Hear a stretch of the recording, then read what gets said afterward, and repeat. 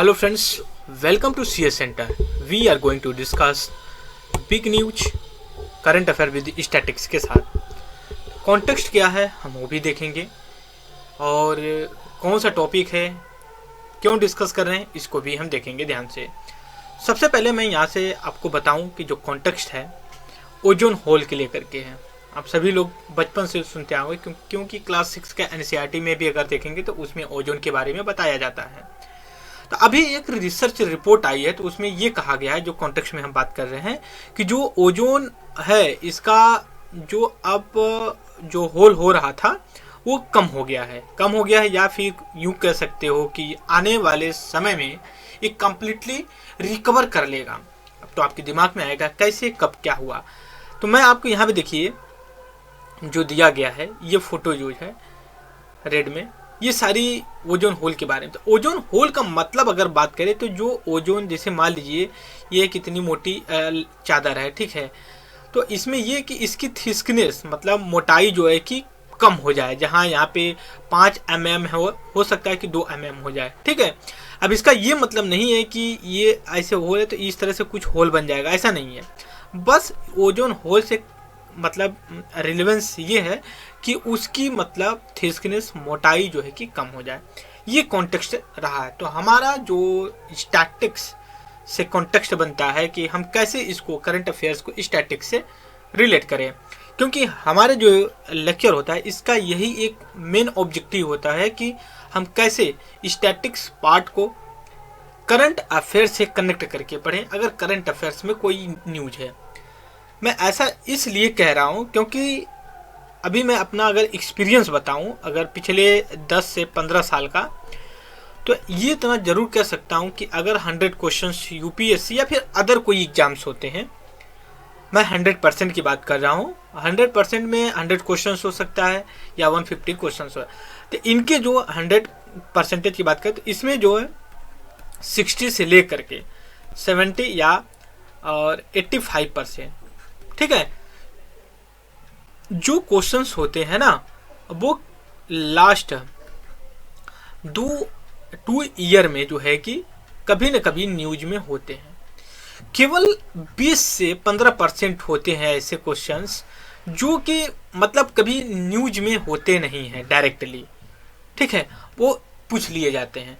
लेकिन अगर आप 60-70% अगर आप कवर कर लेते हैं न्यूज़पेपर से, मान लीजिएगा आप 100% कवर करना चाहते हो. स्टैटिक्स तो हम सभी पढ़ते हैं. करंट अफेयर्स को जब आप 60% की अगर बात करें तो आपको ये हमेशा माइंड में रखना चाहिए कि जब न्यूज आती है ना तो उसका हम कहीं ना कहीं और से इंफॉर्मेशन एक्वायर करें या फिर इंफॉर्मेशन को कलेक्ट करें, जिसे हम यही ओजोन के बारे में डिस्कस करें. अगर हम ये ओजोन के बारे में अगर डिस्कस करें, जिसको शॉर्ट फॉर्म में O3 भी बोला जाता है, ठीक है, ये group of the 3 oxygen elements होते हैं, ठीक है. इसका अगर मैं करंट अफेयर, जैसे मान लीजिए करंट अफेयर्स में इसको ले लीजिए, तो करंट अफेयर्स में ये कह रहा है कि इसका जो ओजोन होल है इसका जो कि रिकवरी काफ़ी अच्छी है और आने वाले 2050 या 60 में जो कि 2050-60 में ये कंप्लीट हो जाएगा.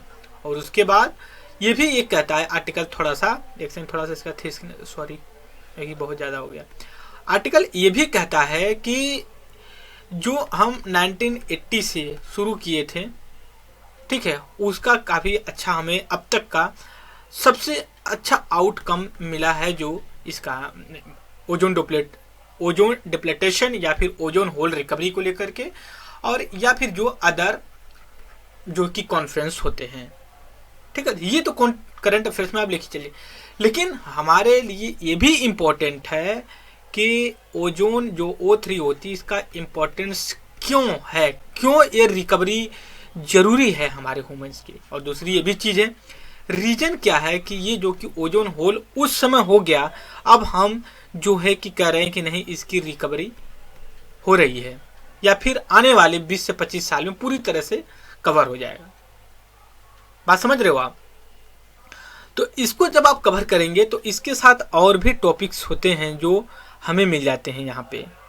वो टॉपिक की अगर मैं बात करूँ, जैसे मान लीजिए कि हम O3 की बात कर रहे हैं या फिर ओजोन की बात कर रहे हैं, ठीक है, उसके बाद और भी हमें पता होना चाहिए क्लाइमेट चेंज क्या होता है, ग्लोबल वार्मिंग क्या होती है, ठीक है, अल्ट्रा वायलेट क्या होती है, यूवी रेज होती है जो, फिर उसके बाद ग्रीन हाउस क्या होता है, फिर उसके बाद ग्रीन हाउस इफेक्ट क्या होती है, उसके बाद ग्रीन हाउस गैसेस कौन कौन सी हैं।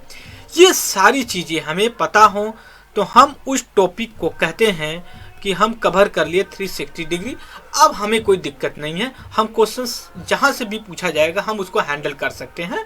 तो ये बेटर स्ट्रेटजी होती है किसी चीज़ को जो कि प्रॉपर तरीके से, जो कि बोल सकते हो आपकी, उसको कवर करने के लिए।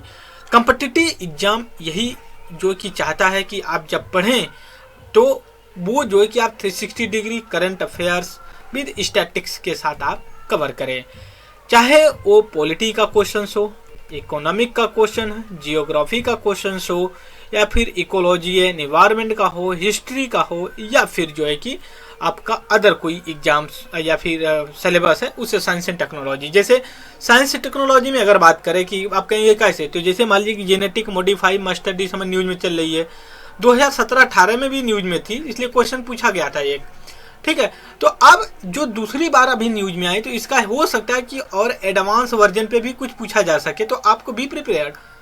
अदरवाइज आप अदर कंपटीशन से कैसे आप बीट कर पाओगे कि नहीं हम उनसे बेटर है। बेटर जो करते हैं, अगर आप जितने, हालांकि मैं नहीं सुनता किसी का इंटरव्यू, जो भी सिलेक्टेड लोग हैं, लेकिन अगर आप सुनेंगे तो आप कहेंगे कि आपको, आप सुनते नहीं फिर पता कैसे पता होता है। मैं बताता हूँ आपको, हम न्यूज़पेपर फॉलो करते हैं तो मोस्टली जो एक्सपर्ट होते हैं ना, वो यही कहते हैं कि जो टॉपर्स होते हैं उनकी स्ट्रेटजी होती है। स्ट्रेटजी ये होती है कि न्यूज़पेपर को कभी हम नहीं छोड़ेंगे, उसके बाद हम इसको कनेक्ट करेंगे स्टैटिक्स से। उसके बाद जो है कि उनका बैकग्राउंड भी काफ़ी अच्छा होता है, वो हमेशा जो है कि चीज़ों को अपडेट करते रहते हैं, ऐसा कि नहीं आउटडेटेड हो, ठीक है। जैसे मान लीजिए कुछ लोग पढ़ चुके हैं कि ओजोन होल है नहीं है अभी, लेकिन अब ये बात आ रहा है कि भाई कि 2050-60 में जो है कि हो सकता है कि ये पूरी तरह से कम, अभी पूछ दिया जाए फिर जो नहीं अपडेट है कि अभी रिपोर्ट के अनुसार ये बोला गया है कि जो है कि 2050-60 में ओजोन होल रिकवरी हो जाएगी।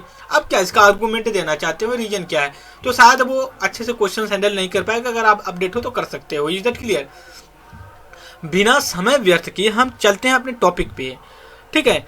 टॉपिक हमारा जो कि हमने अभी यहाँ पे डिस्कस किया, हालांकि आप देखें कि नहीं देखें हैं, फिर मैं से अब डिस्कस कर देता हूँ कि जो हमारा टॉपिक्स होगा क्या क्या कवर करेगा, उसमें ये देख लेते हैं। पहले सबसे पहले देख लिए, हो सकता है कि जो क्रोनोलॉजी है इसका आगे पीछे, पहले हम O3 या आप ये बोल सकते हो ओजोन लेयर के बारे में डिस्कस करेंगे, ठीक है। उसके बाद हम एटमॉस्फेरिक कंपोजिशन या फिर हमारी जो लेयर एटमॉस्फेयर लेयर है उनको, जैसे हम कहते हैं ट्रोपोस्फेयर होती है, स्ट्रेटोस्फेयर होती है, मेसोस्फेयर होती है, एक्सोस्फेयर होती है। इसके बाद हम आगे चलेंगे तो फिर हम करेंगे ग्रीन हाउस पढ़ेंगे, फिर ग्रीन हाउस गैस पढ़ेंगे, ग्रीन हाउस इफेक्ट पढ़ेंगे क्या होता है, फिर इसके बाद क्लाइमेट चेंज का ग्लोबल वार्मिंग। मतलब आप है कि आप इसको हम कवर करते हैं तो मतलब कोई पॉइंट छूटेगा नहीं है आपको इससे रिलेटेड। हम ये भी कनेक्ट करेंगे ओजोन लेयर और जो है कि आपका ग्रीन हाउस कैसे एक दूसरे से रिलेटेड है, इधर के। तो आते हैं हम सबसे पहले अपना जो कि मेजर टॉपिक देखते हैं। यहाँ पे आप देखिए ग्रीन हाउस एक बनी हुई है, ठीक है। ग्रीन हाउस का मैं मतलब समझा रहा हूँ यहाँ पे। तो ये जो, एक सेकेंड थोड़ा सा हम इसके थिकनेस को बढ़ा लेते हैं, ओके। अब ये आप देखेंगे ग्रीन हाउस, ये आपका सन है, ठीक है, ये सन है, यहाँ से रेज आ रही हैं, यहाँ एंटर कर रही हैं, ठीक है, यहां से फिर ये निकल रही हैं। तो मैं एक थोड़ा सा और बैकग्राउंड लूंगा आपके साथ। अब यहां से रेज आ रही हैं, एंटर कर गई, और फिर यहां से ये जो कि रेडिएट हो रही है, ठीक है। अब यहां देखिए, जब ये सन रेज आ रही है ना यहां से, तो ये जो कि शॉर्ट वेव होती है। शॉर्ट वेव मतलब ये होता है, शॉर्ट वेव का मतलब ये होता है हीट बहुत ज्यादा होती है इनमें, ठीक है, हीट बहुत गर्म होती है अंदर जाती। लेकिन जब ये यहाँ से निकल रही है ना, ये लॉन्ग वेव में निकलती हैं और इनके तुलना में ये जो है कि कम हीट होती है, ठीक है, एटमॉस्फेयर। उसके बाद देखिए इंफ्रारेड रेडिएशन। अब ये कहने की कोशिश कर रहा है कि जो ये ग्रीन हाउस है, जो सन लाइट में ये है क्या बोलते हैं अल्ट्रा वायलेट है, उसको ऑब्जर्व करने की कोशिश करती है, radiation from the ground and can't pass through the glasses. इधर क्लियर। दूसरी चीज है कि हम थोड़ा सा और बैकग्राउंड लेंगे अब इसका कि हम कैसे और आगे बढ़ाना चाहते हैं अपना। थोड़ा सा हम एक मैं डायग्राम बनाऊंगा आप लोगों के साथ, फिर आगे हम चल के डिस्कस करेंगे। समझ करिए कि यहाँ पे ये सन है, ठीक है, और यहाँ पे हमारी अर्थ है, ठीक है। अर्थ से आने से पहले हम अर्थ पे ये अर्थ मान लिए हम, सन रे यहाँ से आ रही है, ठीक है, यहाँ से आई सन पे। तो अब क्या है कि मान लिया 100 यूनिट आ रही है। हमने इसमें पिक्चर लेना भूल गए हैं, देखते हैं अगर पिक्चर होगी तो फिर बेटर होगा कि हम और अच्छे से कर लेंगे। एक सेकेंड हम देखते हैं अभी, आप डोंट वरी। यहाँ पे देखते हैं, एक सेकेंड। हालांकि दिया है लेकिन उतना क्लियर नहीं है, हम बना लेंगे ना, उससे ज़्यादा बेटर होगा, ठीक है, जो क्योंकि प्रैक्टिकल बेटर होता है। अब यहाँ पे देखिए ये आई यहाँ पे, लेकिन यहाँ पे आते आते ना अप्रोक्सीमेटली 35% ही रेडिएशन रह जाता है सन का। बहुत सी यहीं से रिफ्लेक्ट हो जाती हैं। रिफ्लेक्ट कैसे कैसे, जैसे मान लीजिए कि हमारे एटमॉस्फेयर में जो कि पानी होते हैं कुछ, जो कि आप वाटर होता है जिसको इवेपोरेशन बोलते हैं, ठीक है। तो आपके दिमाग में आएगा कहाँ हमें दिखता तो है ना, तो मैं आपको प्रैक्टिकल बताऊंगा कि आप एक काम करिए कि एक गिलास में अपना ले लीजिए, एक गिलास इस तरह से, ठीक है, ऐसा गिलास लीजिए कांच का या स्टील का, आप उसमें आप वाटर भर दीजिए, एकदम फ्रिज का पानी निकालिए, उसके बाद आप बाहर रख दीजिए, ठीक है। तो आप देखेंगे ना तो गिलास के बाहर साइड में क्या होता है, या फिर गिलास के बजाय जो बिस्लरी का वाटर ले लीजिए, कोल्ड ड्रिंक ले लीजिए, तो ये वाटर के पार्टिकल्स चिपक जाते हैं। तो आपके दिमाग में आएगा कि क्या मतलब कहाँ से आया, तो क्या ये वाटर ये बोतल से या गिलास से लीकेज करके आया? नहीं, जो हमारे एटमॉस्फेयर में जो मॉइस्चर होती है वो जो है कि ठंडी प्लेस पर आकर के उस पर चिपक जाती है, ठीक है।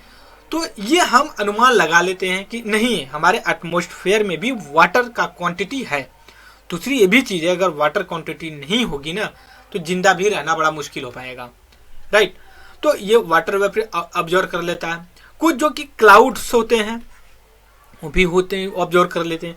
कुछ जैसे डस्ट पार्टिकल्स होते हैं, देखते हैं ना आपकी, आप अगर बाहर निकलिए तो डस्ट निकले रहती है, तो मुंह धुलना पड़ता है, हाथ धुलना पड़ता है, तो आप वो डस्ट ऑब्जर्व कर लेते हैं। कुछ जो पहुंचती है यहाँ पे, ये अर्थ के पास पहुंचती है, ठीक है। तो अब क्या करती है, अर्थ ऑब्जर्व करती है, उसको ऑब्जर्व करते रहती है अप्रोक्सीमेटली सुबह से लेकर 2 बजे PM तक, राइट। 2 PM तक ये ऑब्जर्व करती रहती है। फिर उसके बाद ये जब जैसे ही सन की रोशनी कम होने लगती है, आप जानते हैं दोपहर के बाद कम होती, तो ये ऑब्जर्व की बजाय ना, ऑब्जर्व करने के बजाय इसको रेडिएशन फिर इसका निकलने लगता है। फिर यहाँ से फिर ये क्या करेगी, यहाँ से ये निकलने लगता है, ठीक है, ये निकलेगा। फिर तो जो ये निकलेगा तो ये क्या होता है ना, तो ऐसे ही हमारे पे एक लेयर होती है जिसको हम ओजोन लेयर बोलते हैं, ठीक है, ओजोन लेयर बोलते हैं। तो ये जो क्या करती है, इसको ऑब्जर्व कर लेती है। ऑब्जर्व करते मतलब क्या है, ये ग्रीन हाउस या जो कि जो ओजोन है वहां से निकल नहीं पाती है। तो इससे क्या होता है, एटमॉस्फेयर हमारा गर्म रहता है और बैलेंस बना रहता है हीट का। यही एक यूनिक फीचर्स है कि जितने हमारे प्लैनेट्स हैं, मंगल, बुध ग्रह, जो भी आप, जुपिटर, मार्स, अर्थ, ठीक है, वेनस, जो भी हैं, उनसे एक अलग फीचर्स होता है अर्थ का कि इस तरह से, क्योंकि और प्लैनेट पे इस तरह की जो कि सिस्टम नहीं बना है और वहाँ पे लाइफ को सरवाइव कर पाना बड़ा ही मुश्किल हो पाता है। आई होप कि आप समझ गए होंगे, ठीक है। इसके बाद क्या होता है कि जो ये ओजोन लेयर होती है ना, ये क्या करती है, जो सन से आती है एक रेज होती है, अल्ट्रा वायलेट होती है, यूवी रेज बोलते हैं। ये A टाइप की होती है, B टाइप की होती है, C टाइप की होती है, हम आगे डिस्कस करेंगे। इनको ऑब्जर्व कर लेती है। C टाइप को तो पूरी तरह से ऑब्जर्व कर लेती है, B टाइप को थोड़ा सा ऑब्जर्व कर पाती है, लेकिन A टाइप को उतना नहीं ऑब्जर्व कर पाती है। ये अगर अंदर चली जाती हैं रेज, ठीक है, तो शायद ह्यूमन बीइंग या फिर जो हमारे प्लैनेट पे लिविंग व्हील है या प्लांट, पौधे, एनिमल्स जो उनके लिए डेंजर हो जाएगा। यही कारण था कि हम जब 1980 में देखें कि ओजोन का जो लेवल है वो जो कि कम हो रहा है, थिकनेस कंसंट्रेशन, तो हमारी चिंता। दूसरी ये भी चीज़ है, होल कुछ हुआ था तो उसके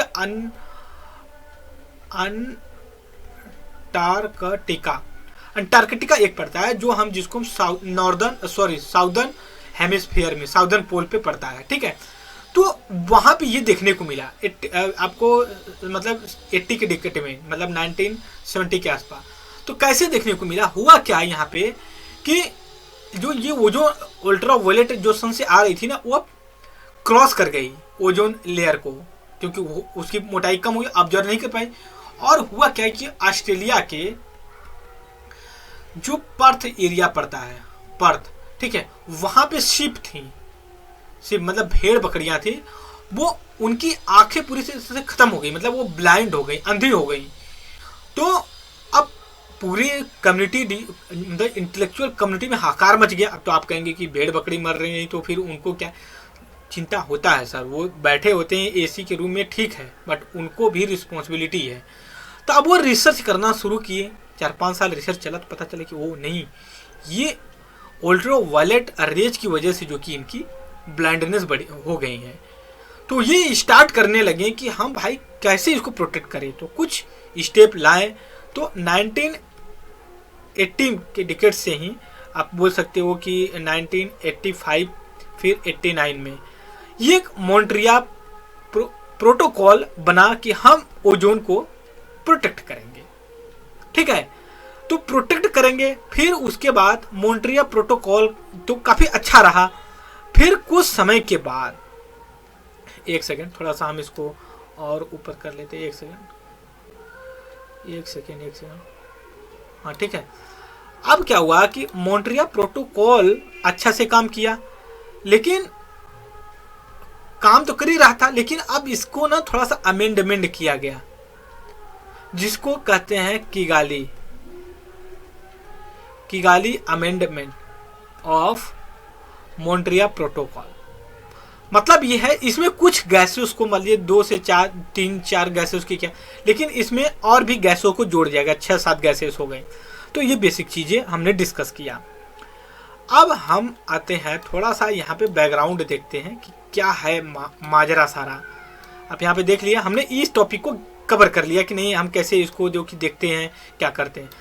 अब यहाँ पे देखते हैं जो हमने बताया है, आप यहाँ पे देख सकते हो, एक सेकेंड, थोड़ा सा ये सॉरी अब ये आप यहाँ पे देख सकते हो, हमने अब यहाँ पे प्रॉपर तरीके से ला दिया। देखिए ये सन है, ठीक है, सन से सन रेज आ रही हैं, कुछ देखिए ऑब्जर्व कर जा रहे सोलर रेडिएशन, ठीक है। अब कुछ रेज जो देखिए पास हो जा रही हैं, उसके बाद बात क्या है कि फिर जो है कि ये रेडिएशन पर जाए, लेकिन ये ओजोन लेयर को देख रहे हो, यहाँ पे कोशिश कर रही क्रॉस करने का, लेकिन कर नहीं पा रही हैं, ठीक है। तो इस वजह से ये यहाँ पे बना होता है और दूसरी चीज बढ़िया होती है। इसके बाद अगर मैं अगला पिक्चर लाऊं आप लोगों के सामने, यहाँ पे देख सकते हो, यहाँ पे दिया हुआ कि कौन से गैसेस है, कौन से रीजन की वजह से जो कि होता है, ठीक है। ये बेसिक चीज़ हमने डिस्कस किया। थोड़ा सा हम ओजोन और ग्रीन हाउस के बारे में डिस्कस करेंगे। अब यहाँ पे देखिए हमने कुछ इमेजेस लिए। सबसे पहले हम ओजोन के बारे में डिस्कस करेंगे।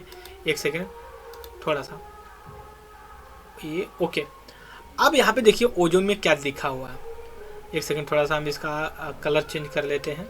ओके, ओजोन है मॉलिक्यूलर्स, मतलब ये ना कुछ, मतलब ऐसा कुछ नहीं, ये ग्रुप ऑफ द ऑक्सीजन का है, ऑक्सीजन का बना हुआ है।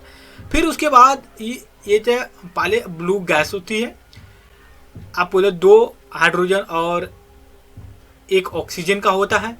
इसके बाद ये जो है बहुत से ऐसे गैसेस होती हैं जो मतलब इसको ये मतलब प्रिवेंट करता है, कॉम्प्लिकेटेड। और ये भी चीज़ है, इसको detect, people can detect a minute amount the ozone in the air 1 distinct. अब आप बोल सकते हो कि इसकी जो एरिया होती है 0.1 से लेकर के 1 ppm ओजोन डिप्लीटेशन फिजिकल और मॉलिक्यूलर्स को लेकर के ये होती है। दूसरी चीज़ ये है कि अगर हम इसकी बात करें, एक सेकेंड, ग्रीन हाउस की, यहीं पे हम ग्रीन हाउस की भी बात कर लेते हैं। अब देखिए ग्रीन हाउस में ये क्या कहता है, green house gas the atmosphere ये क्या, ऑब्जर्व इमिट रेडिएशन, ठीक है, particular process main cause of the green house effect. Okay, दूसरी चीज है कि ये जो ग्रीन हाउस गैस है या फिर ग्रीन हाउस की बात करें तो ग्रीन हाउस गैस में देखिए क्या क्या आता है, water vapour, methane, carbon dioxide, nitrous oxide और ओजोन खुद एक जो है कि इसका जो कि बन जाता है, राइट। तो ये जो कहने की कोशिश ये कर रहे हैं कि इसमें डिफ्रेंशिएशन भी होता है ओजोन लेयर और जो कि आप ग्रीन हाउस गैस में। अब हम आपके साथ ना थोड़ा सा मतलब एडवांस लेवल पे अब चलने की कोशिश करूंगा मैं। आई होप कि आप लोग इसको कंफर्ट मतलब जब भी मतलब क्वाइट होकर के इसको सुनने की कोशिश करिएगा, क्योंकि अब एडवांस लेवल पे जब हम ले चलेंगे ना तो थोड़ा सा टेक्निकल चीज़ें आएंगी। अब ये जो झमेला है, आप अगर बात करें क्लाइमेट चेंज, यहाँ पे कुछ मैं वर्ड्स लिख रहा हूँ, आप बहुत ध्यानपूर्वक सुनिएगा। हमने ओजोन के बारे में मैंने सुना O3, फिर हमने ये भी कहा कि ग्रीन हाउस या फिर ग्रीन हाउस गैस, अभी हमने इसका इफेक्ट नहीं देखा है, ग्रीन हाउस इफेक्ट अभी देखेंगे, फिर उसका क्लाइमेट चेंज और ग्लोबल वार्मिंग। अब यहाँ पे हम डिस्कस कर रहे हैं आपके साथ, ये एक सेकेंड, ओके। अब जो ग्रीन हाउस है, अब ये क्या करती है, क्या ये जो कि हमारी ग्रीन हाउस की ऑब्जर्व कर लेती है। जब हम अर्थ से रेडिएशन जाती है उससे क्या होता है कि हमारा एटमॉस्फेयर जो है काफ़ी बैलेंस होता है, बैलेंस होता है मतलब हीट, ना तो ज़्यादा हीट होता है और ना ही ज़्यादा कूल होता है, ठीक है। हालांकि ग्लोबल वार्मिंग हो रही है तो हम इसका कॉज भी बता रहे हैं अभी। दूसरी बात है अल्ट्रा वायलेट जो होती है उसको ऑब्जर्व कर लेती है, उससे क्या होता है ह्यूमन बीइंग जो कि प्रोटेक्ट किया जाता है। कि दो मेजर आप बोल सकते हो ग्रीन हाउस का जो है कि जैसे अगर प्रैक्टिकल देखना चाहे आप, जैसे मान लीजिए कि अगर गर्मी खूब पड़ रही बाहर, ठीक है, आप फैन उन मत चलाइए, पूरा दरवाजा बंद करके खिड़की रुक जाइए, आपको पूरा उमस होने लगती है, पूरा सफोकेशन होगा, ठीक है। तो यही जो है कि बैलेंस एक तरह का एग्जाम्पल बोल सकते हो, आपकी ग्रीन हाउस गैस का एग्जाम्पल ग्रीन हाउस का हो सकता है।